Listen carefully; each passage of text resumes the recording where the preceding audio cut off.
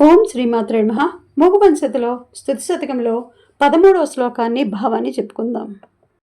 ఐక్యమ్యేన విరచ్యతే హరతనో దంబావ పుంబావకే రేఖాయత్కచసీం నిశేఖరదశాం నైసాకరీ గాహతే ఔన్నిత్యం ముహురేతియేన సమహాన్ మేనాసకస్సానుమా కంపాతీర విహరణాస శరణాస్తే నైవా దామ్నా వయం.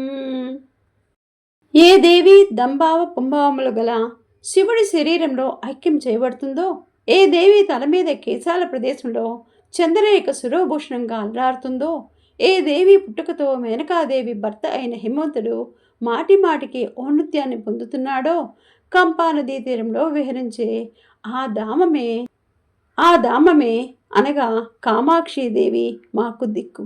ఓం శ్రీమాత్రే నమః.